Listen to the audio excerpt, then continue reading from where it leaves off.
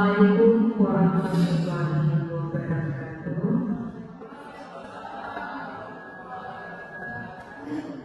Alhamdulillah ya Rabbil.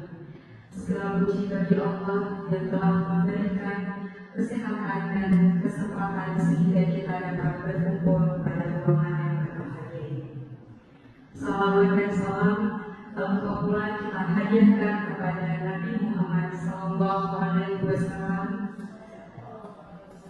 yang terhormat Bapak Kepala SMA Negeri Nurul Aceh Timur, Bapak Kepala Kesehatan Purba NPD, yang terhormat Ibu Pengawas Pembina Ibu Yati Romiza SC, yang terhormat Bapak Ibu Dewan Guru, dan yang saya banggakan siswa-siswi yang turut hadir untuk menyukseskan acara pada hari ini.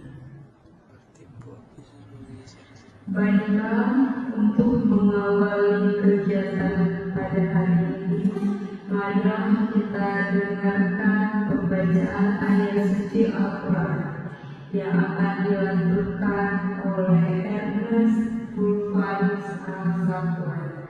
Kepada Ananda Ernest kami persilakan. A'udzu billahi minasyaitonir rajim.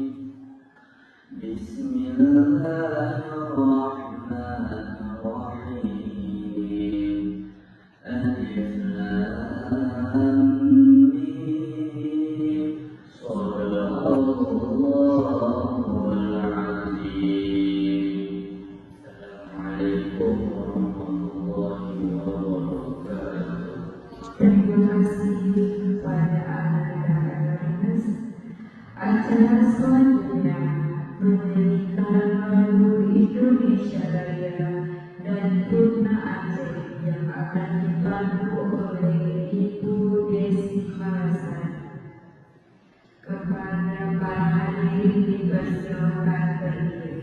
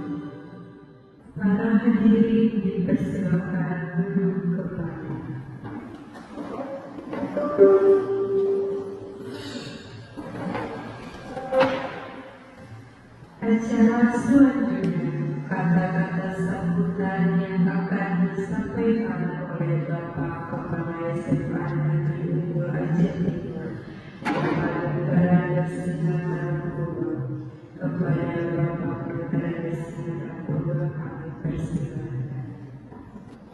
Bismillahirrahmanirrahim. Assalamualaikum warahmatullahi wabarakatuh.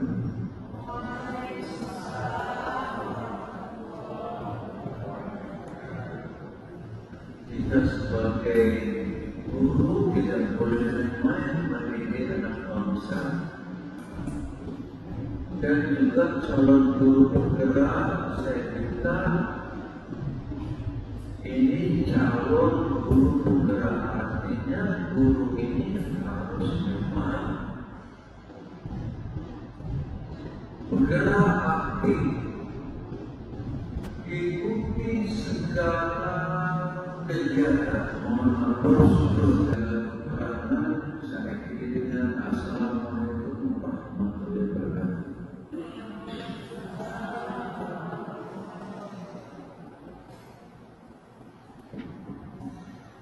Terima kasih kepada Bapak Kepala Sekolah, Bapak Dr. Sinar Narkoba MPD. Acara selanjutnya pembacaan doa yang akan dipimpin oleh Ernest Paulian Rasanto. Kepada anak Ernest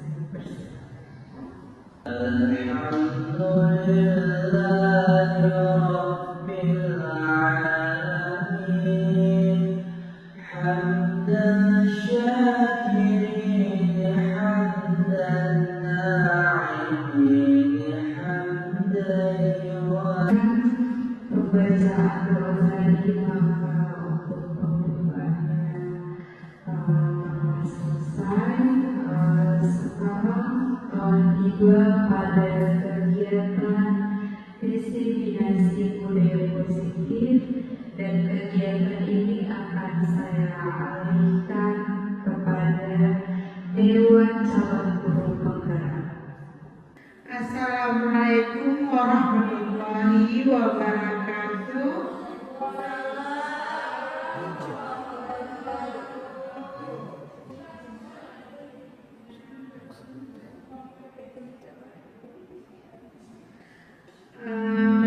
Baik, terima kasih Ibu-ibu telah hadir di sini.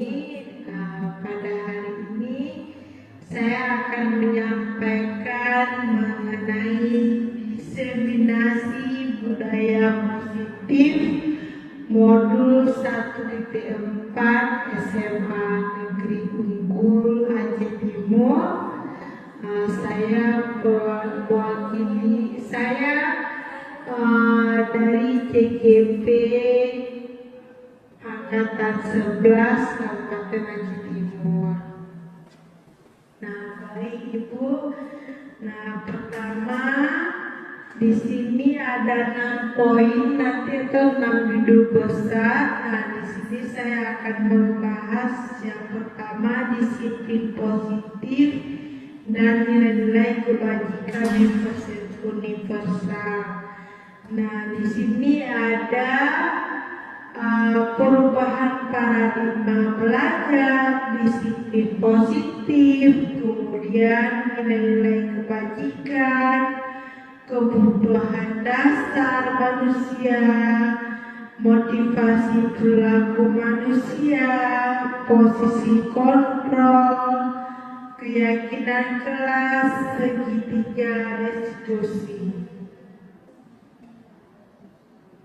Nah, maksud pembelajaran dengan paradigma baru di sini dikatakan paradigma baru merupakan pembelajaran yang dirancang berdasarkan prinsip pembelajaran berdiferensiasi, sehingga peserta didik belajar sesuai kebutuhannya berdasarkan tahap perkembangan sesuai teori psikologi modern untuk mewujudkan profil pelajar Pancasila. Jadi pada poin ini sangat ditekankan, yaitu pembelajaran sesuai dengan kebutuhan siswa dan tercapainya profil pelajar Pancasila. Oke, next. Nah, di sini ada teori kontrol. Nah, ada 3 ya dari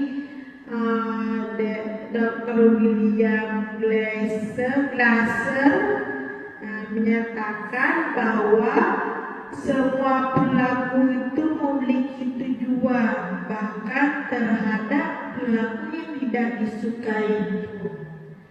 Nah, yang pertama di sini ada dikatakan ilusi guru mengontrol murid. Nah, contohnya misalkan pada dasarnya kita dapat memaksa murid untuk berbuat sesuatu jika murid tersebut memilih untuk tidak melakukannya. Jadi ini istilahnya guru yang mengontrol murid. Jadi tidak bisa ya. Kemudian yang kedua, selanjutnya, nah di sini yang kedua dikatakan ilusi bahwa semua penguatan positif efektif dan bermanfaat. Jadi maksud di sini penguatan positif atau pujukan adalah bentuk-bentuk kontrol segala usaha untuk mempengaruhi murid agar mengulangi suatu perilaku tertentu dalam mengontrol tersebut. Artinya ada bujukan dari guru untuk murid. Nah, ini artinya tetap guru yang mengontrol murid. Kemudian ilusi yang ketiga di teori kontrol ini dikatakan bahwa kritik dan membuat orang merasa bersalah dapat menguatkan karakter. Nah, maksud di sini menggunakan kritik dan rasa bersalah untuk mengontrol murid menuju pada identitas gagal. Jadi kita juga masih sama guru. Jadi kita yang membuat seolah-olah murid ini merasa bersalah dan dapat menguatkan karakter. Nah, ini maknanya. Sebenarnya tidak ya Naya, bentuknya ibu-ibu ya. Oke, lanjut. Nah, yang keempat, ada ilusi bahwa orang dewasa memiliki hak untuk memaksa. Nah, ini juga dikatakan dalam teori kontrol. Jadi seolah-olah orang dewasanya yang memiliki power untuk mengatur murid. Kemudian selanjutnya, nah di sini ada ya perbedaannya, jelas nampak ada stimulus respon dan teori kontrol. Jadi ibu-ibu bisa melihat kalau stimulus respon itu salah satunya realitas atau kebutuhan kita sama. Tapi kalau teori kontrol itu kebutuhan kita berbeda. Nah, itu pendekanannya. Kemudian selanjutnya semua orang melihat yang sama di stimulus respon. Tapi kalau di kontrol ini dikatakan setiap orang itu memiliki gambaran yang berbeda. Nah, kemudian yang ketiga, kita mencoba mengubah orang agar berpandangan sama dengan kita. Itu di responnya ya. Tetapi di teori kontrol berbeda. Kita berusaha memahami pandangan orang lain tentang dunia. Nah, ini maksudnya. Kemudian yang keempat, perilaku buruk dilihat sebagai suatu kesalahan. itu di poin stimulus respon. Tetapi kalau di teori kontrol, semua perilaku itu memiliki tujuan. Jadi jelas nampak perbedaan antara stimulus respon dengan teori kontrol. Seperti saya sampaikan tadi ada 4. Oke, lanjut Lalita. Nah, kemudian saya akan membagikan tentang disiplin positif. Tadi tentang teori kontrol. Nah, sekarang disiplin positif ini maksudnya merupakan suatu cara penerapan disiplin yang mengajarkan anak bertanggung jawab dan menumbuhkan kesadaran diri berdasarkan nilai-nilai kebajikan. Jadi selalu berkaitan ya antara kesadaran diri dan nilai kebajikan ini ditumbuhkan di dalam disiplin positif. Kemudian disiplin positif ini lebih ke arah disiplin diri yang dapat mengontrol diri dalam melakukan segala tindakan. Selanjutnya, disiplin diri dapat membuat murid memahami dan menyadari berdasarkan motivasi internal, bukan akibat paksaan.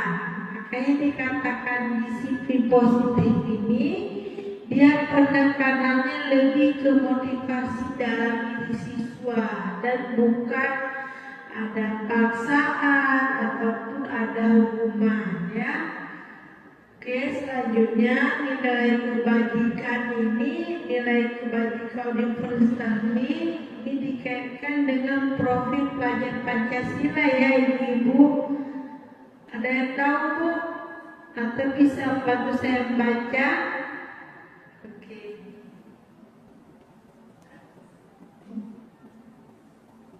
Oke, kalau profil pelajar Pancasila itu kan ada 8 elemen ya? Ya, 6 ya? Oh, 2, 4. Oh ya, sorry. Ada 6 elemen. Yang pertama itu sekali kan beriman, bertakwa kepada Tuhan Yang Maha Esa dan bertakwa mulia.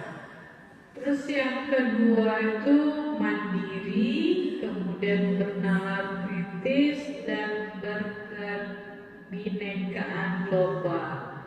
Terus selanjutnya itu bergotong royong dan kreatif.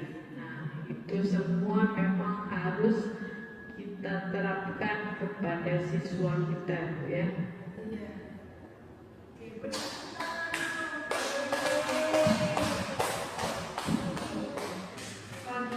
Terima kasih ya Bu Nurul. Ya benar sekali ya, karena apalagi di kurikulum Merdeka kita selalu dikaitkan dengan profil pelajar Pancasila.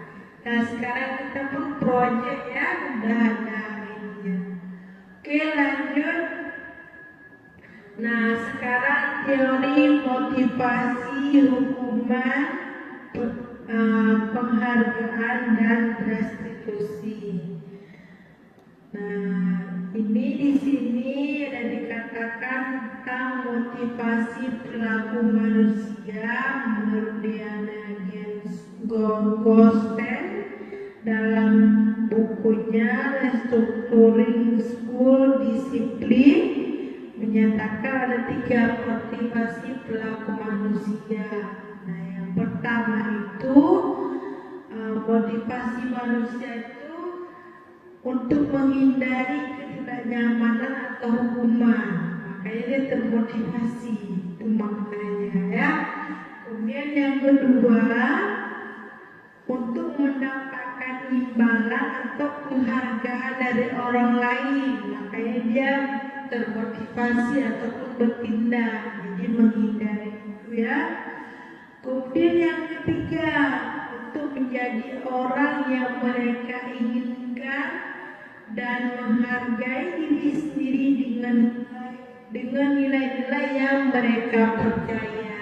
Nah, ini di perilaku yang ketiga. Oke, selanjutnya. Nah, motivasi secara umum itu dikatakan suatu yang bisa menyebabkan seorang atau sekelompok tergerak untuk bertindak suatu dalam mencapai tujuannya. Biasanya motivasi seorang itu bisa didapatkan dari kebutuhan. Jadi motivasi ini selalu dikaitkan dengan kebutuhan. Oke, lanjut. Nah, jenis motivasi ini ada dua di sini, ada motivasi intrinsik dan motivasi ekstensi. Nah, intrinsik di sini artinya motivasi dalam diri kita, Ibu ya. Itu juga dengan anak. Setiap manusia itu ada dorongan-dorongan. Kalau dorongan dari dalam, nah itu namanya motivasi intrinsik. Tapi kalau dari luar berkurang sangat ya, itu motivasi ekstensi namanya. Oke, lanjut. Nah, hukuman di sini maksudnya hukuman dalam pendidikan itu adalah tindakan yang diambil oleh guru atau pihak sekolah sebagai respon terhadap perilaku siswa yang melanggar aturan atau norma yang telah ditetapkan. Tujuan utama hukuman adalah untuk menghentikan perilaku yang tidak diinginkan melalui tindakan yang mungkin tidak menyenangkan bagi siswa. Nah, hukuman ini biasanya satu arah ya, maksudnya ketika ada siswa yang melanggar itu tidak ditanya lagi kenapa, langsung ini hukuman, itu maksudnya. Jadi tidak ada dialog di situ, tapi yang hukuman yang telah ditetapkan. Nah, melanggar tata tertib. Oke, ini contoh hukuman satunya terlambat datang, bisa suruh mengelilingi lapangan. Nah, itu kan tidak ditanya mau kali keliling lapangan, nggak ada, langsung disuruh. Itu yang menandakan hukuman. Oke, selanjutnya konsekuensi itu adalah hasil atau akibat alami dari perilaku siswa yang dapat terjadi tanpa campur tangan guru. Oke, lanjutkan contoh konsekuensinya. Misalkan seorang tidak ikut ujian. Nah, konsekuensinya apa yang dia dapat? Nah, nanti pasti nilainya tidak baik atau tidak tuntas. Nah, itulah akibat dari tidak dia ikut ujian. Oke, lanjut. Kemudian penghargaan. Penghargaan di sini maksudnya kita memberikan ya, saat kita berulang kali menjanjikan hadiah kepada anak-anak agar berperilaku bertanggung jawab, kepada seorang murid agar mempelajari sesuatu yang baru, melakukan pekerjaan yang berkualitas, kita sedang berasumsi mereka dapat melakukannya atau mereka tidak akan membeli untuk melakukannya. Ini fikor. Jadi seseorang bertindak itu karena ada penghargaan yang diiming-imingkan, itu maknanya. Oke, kemudian restitusi. Nah, restitusi di sini sebuah pendekatan untuk menciptakan disiplin positif. Nah, restitusi itulah proses menciptakan kondisi bagi murid untuk memperbaiki kesalahan mereka, sehingga mereka bisa kembali pada kelompok mereka dengan karakter yang lebih kuat. Nah, restitusi ini melibatkan kolaboratif Ibu. Jadi ini pendekatan yang dianjurkan ya dalam disiplin positif. Nah, makanya kenapa sekarang sangat digalakkan kan dengan kegiatan restitusi segitiga restitusi, nanti akan saya jelaskan sedikit. Oke. Nah, ciri-ciri restitusi yang membedakan dengan program disiplin lainnya. Jadi sangat bagus bagi ibu-ibu ya, restitusi ini diterapkan pada siswa dan pada diri kita sendiri. Jadi kita bisa juga restitusi ini menggunakan ya diri kalangan guru dan terhadap diri kita sendiri ketika kita menghadapi masalah ya ibu-ibu. Jadi poin pertama ini, restitusi bukan untuk menebus kesalahan, namun untuk belajar dari kesalahan. Nah, yang sudah terjadi bagaimana di sekolah?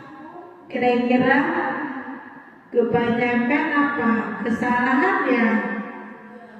Ya, lebih kita intimidasinya kesalahan atau mengulang-ulang kesalahan tanpa kita belajar dari situ.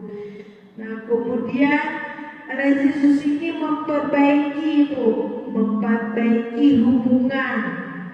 Kemudian ada restitusinya tawaran bukan paksaan. Kemudian juga menuntut untuk melihat ke dalam diri. Restitusi mencari kebutuhan dasar yang mendasari tindakan. Jadi restitusi sangat mempertimbangkan kenapa dia berbuat, apa alasannya, sehingga dia menemukan solusi yang kesalahan apa yang dia lakukan. Kemudian restitusi ini menguatkan ya, bukan menyalahkan. Nah, itu maknanya. Kemudian restitusi ini fokus pada solusi serta mengembalikan murid yang berbuat salah pada kelompoknya. Bukan kita asingkan ataupun kita hukumkan si anak ini yang berbuat salah, tapi kita kembalikan lagi karena sudah kita perbaiki. Oke, lanjut di keyakinan kelas. Nah, di materi ini tentang keyakinan kelas. Oke, lanjut Kak. Next, keyakinan kelas. Nah, apa itu keyakinan? Yakin ya Bu? Ya, kalau kita pindahin ibuan ke-nya yakin ya, keyakinan itu adalah nilai kebajikan universal yang disepakati secara tersirat dan tersurat, lepas dari latar belakang suku, negara, bahasa maupun agama. Jadi dimanapun walaupun berbeda agama, beda suku, tapi kalau sudah disepakati itulah namanya keyakinan yang disepakati oleh bersama. Nah, ini contoh ya Ibu, ketika dibuat keyakinan kelas, kita memberikan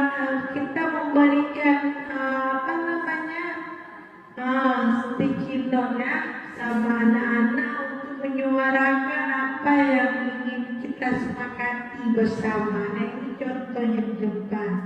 Nah, ini yang udah jadi ya, udah dilakukan di kelas Batuta ya, dengan wali kelas Bu Desi Malasari.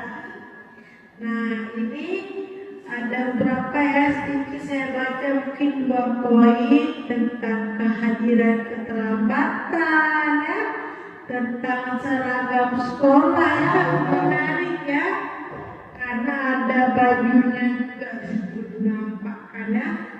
Kemudian juga ada Yayasan Almarhamah Langsa Nah, semoga bisa selalu kita terapkan mengenai keyakinan kelas ini. Oke, lanjut.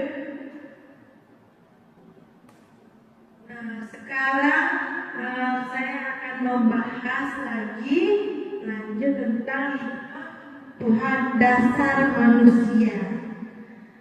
Nah, di sini menurut Dr. William Glasser dalam Choice Theory ada 5 ibu. Yang pertama itu bertahan hidup, kemudian kasih sayang dan rasa diterima, kebebasan, kesenangan dan penguasaan. Nah, inilah teori kebutuhan 5 dasar manusia. Oke, lanjut.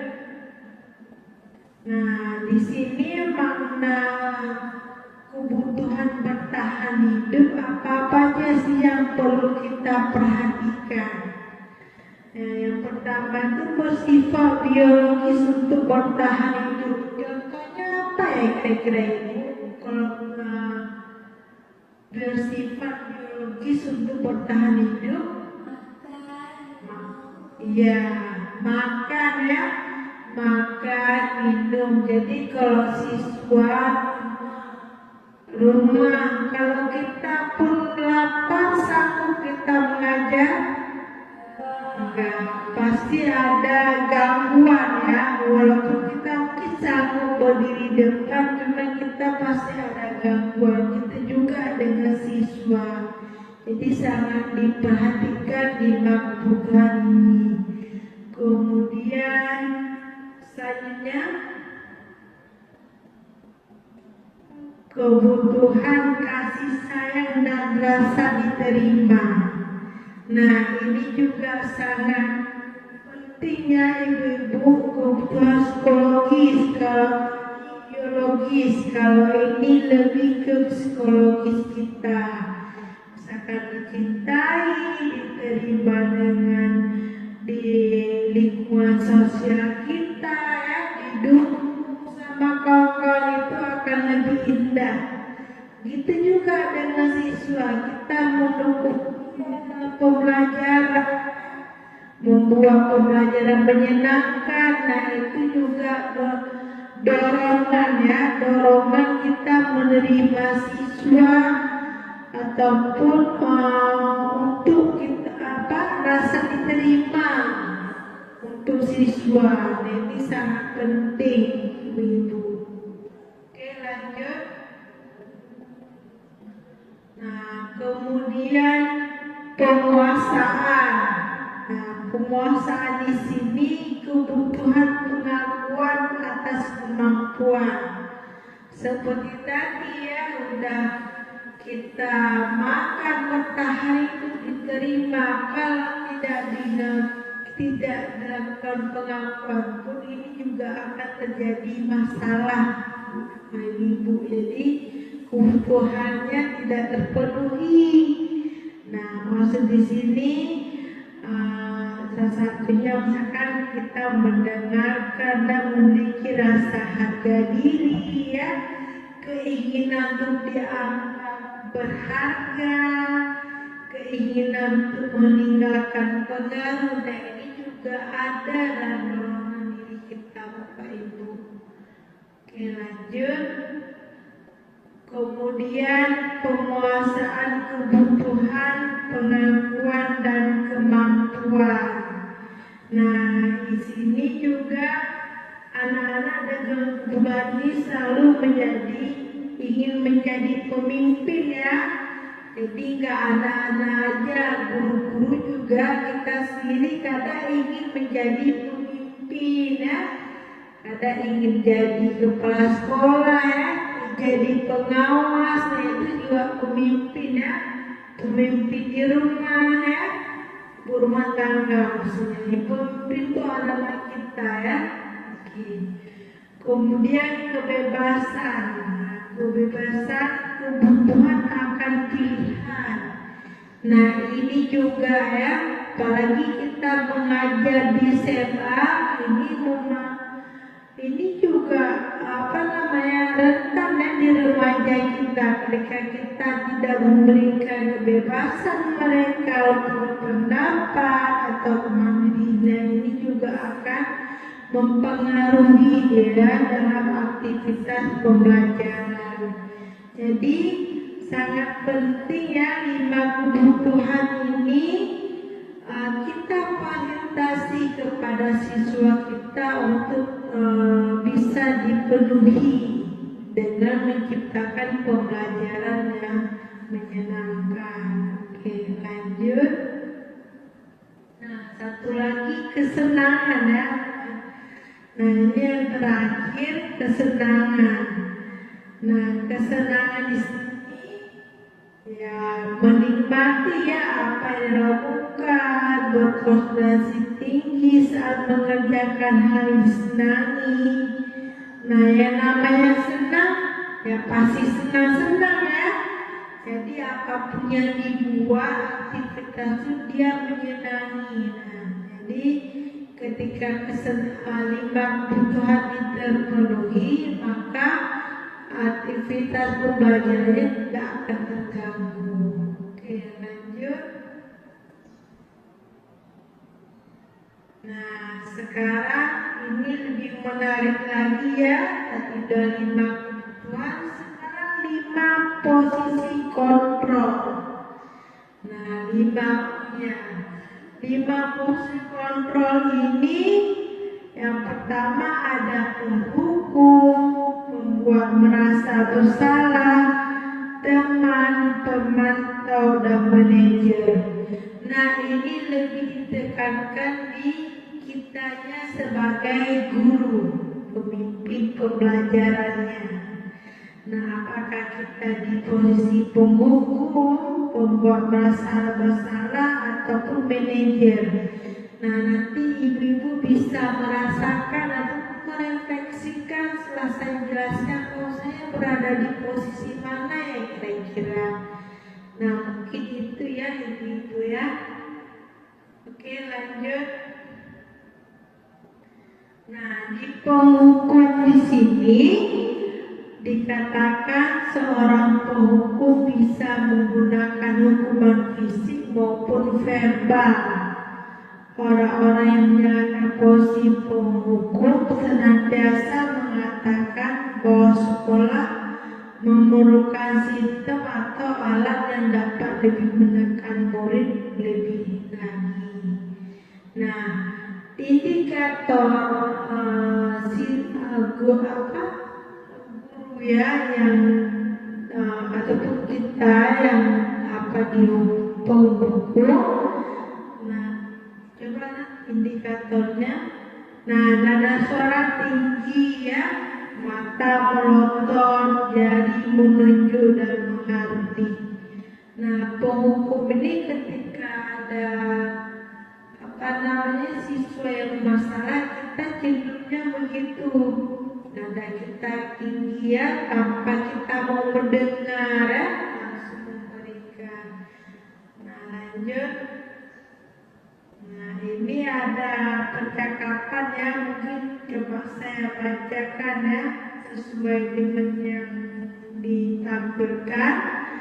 Nah, misalkan posisi menghukum, patuhi aturan saya atau awas.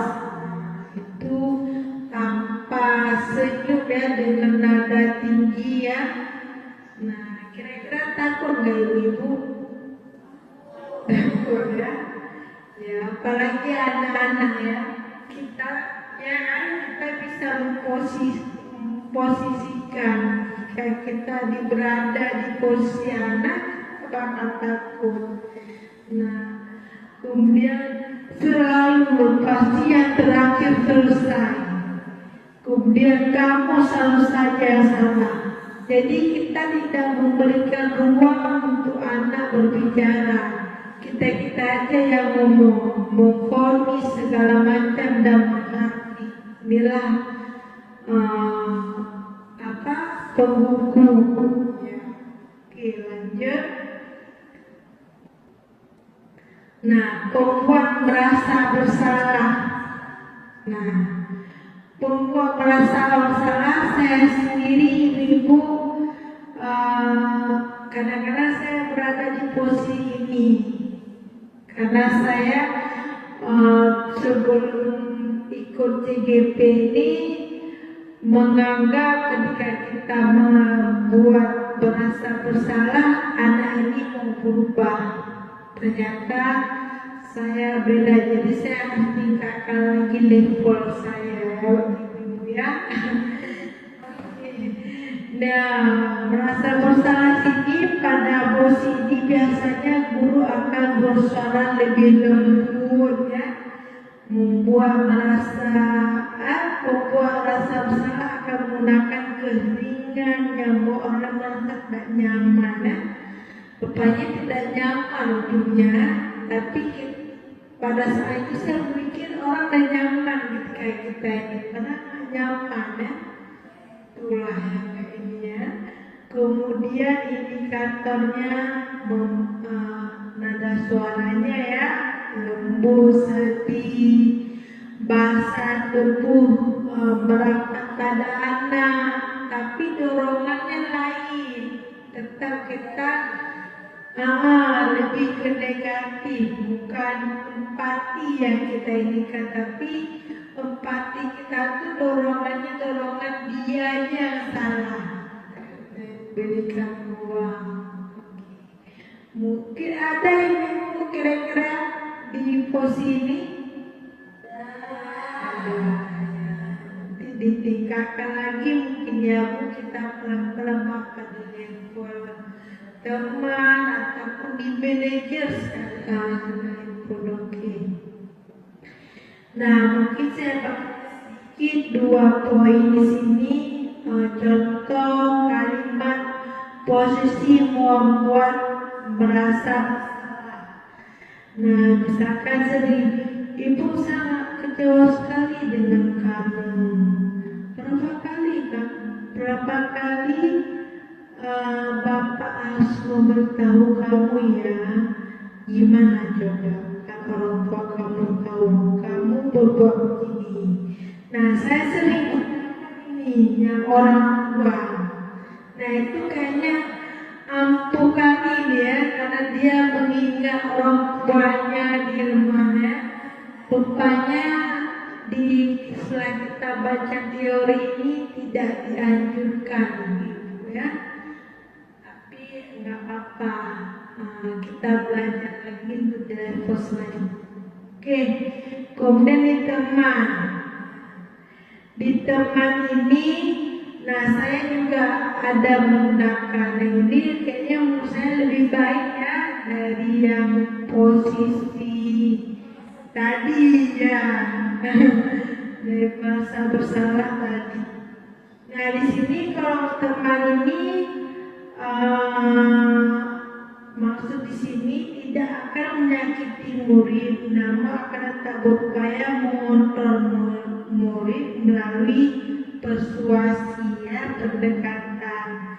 Kemudian positif pada guru bisa negatif atau positif. Nah, indikatornya biasanya ada suara laf, akrab dan bercanda ya. Dan juga bahasa tubuhnya merapat, mata dan senyumnya. Oke, lanjut. Nah, posisi teman ini contoh kalimatnya misalkan gini, ya sudah kali ini tidak apa-apa, nanti Bu bantu bereskan ya. Ayo ingat tadi bantuan Bapak selama ini. Jadi kita juga seolah membuat ketergantungan ya anak-anak itu sama kita, dan karena itu teman tadi. Nah, itu sebenarnya juga kurang efektif ya, tapi mungkin bisa dilihat lagi kondisi siswa yang kita hadapi itu bagaimana. Oke, lanjut. Posisi pemantau. Nah, posisi ini memantau berarti mengawasi ya. Pada saat kita mengawasi, kita kita bertanggung jawab atas perilaku orang yang kita awasi. Nah, indikatornya nada suara datar dan bahasa tubuh yang formal. Nah, fungsi pemantau ini juga bagus ya, tapi itulah kayak saya bilang tadi, sesuai dengan kondisi kasus siswa. Mungkin kita bisa di posisi pemantau ini. Oke, lanjut. Nah, ini contoh peraturannya apa, sanksi atau konsekuensinya apa. Nah, ini lebih ke mengawasi tindakan yang dilakukan. Oke, lanjut. Lanjut lagi. Nah, inilah posisi manajer ya. Manajer ya, di mana-mana manajer paling mantap ya. Gaji pun kalau di jabatan manajer itu paling tinggi ya. Jadi itu juga di posisi 5 kontrol ini, inilah yang paling the bestnya. Ya, jadi ini posisi yang ideal di mana guru berbuat sesuatu bersama dengan murid, kemudian mempersilahkan murid mempertanggungjawabkan perilakunya, mendukung murid agar dapat menemukan atas permasalahan sendiri. Dan indikatornya nada suara tulus, bahasa tubuh tak kaku, mendekat ke murid. Jadi posisi manajer ini memberikan ruang terhadap murid, bukan berarti kita nutup mata ketika dia buat kesalahan, tapi bersama-sama mencari solusi, bertanggung jawab atas kesalahan yang dia buat. Nah, itu di posisi manajer ini. Nah, kalimatnya ya, ini pasti berbeda dengan kalimat yang sebelumnya. Apa yang kita yakini? Kemudian jika kamu perbaiki ini, hal ini menunjukkan apa tentang dirimu? Kan kita balikkan lagi ke siswanya. Nah, ini di manajernya. Kemudian apa rencana kamu untuk memperbaiki hal ini? Nah, gitu kira-kira Ibu. Jadi posisi atas itu manajer, gitu juga kita ketika jadi kepala sekolah atau pengawas. Nah, gunakanlah posisi manajer ini dengan baik dan di kelas pembelajaran. Oke, lanjut.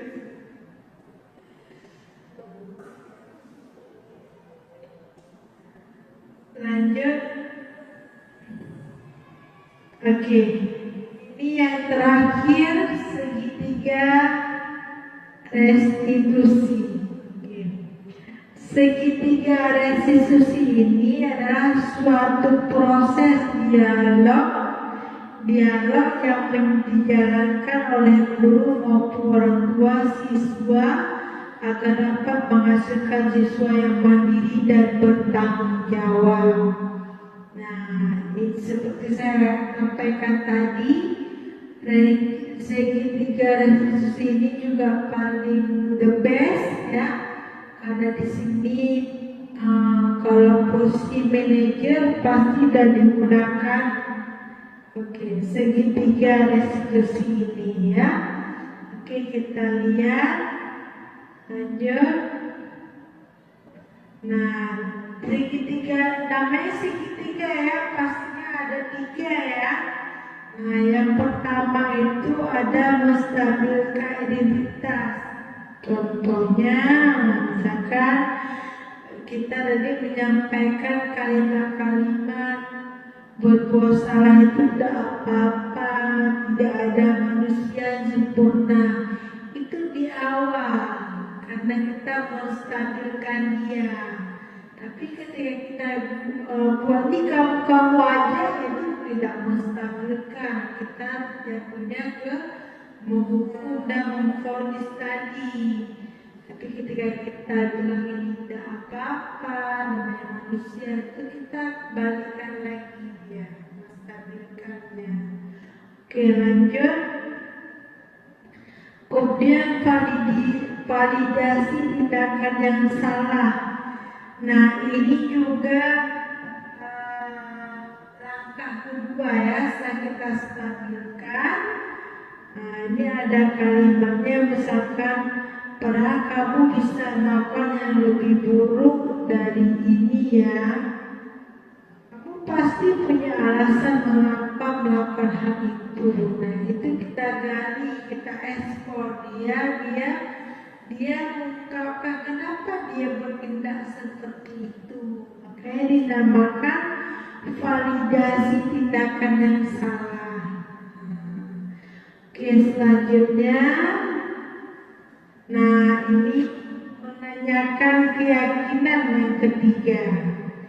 Nah, di ketiga ini kita bisa menanyakan apa keyakinan kelas yang kita percayai. Setelah kita mengetahui di tindakan yang salah, kita kaitkan dengan keyakinannya.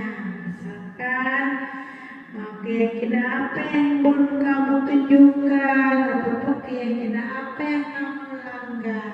Nah, inilah serangkaian pelaksanaan segitiga resolusi, dan saya sudah pernah juga melakukan segitiga resolusi dengan siswa ya.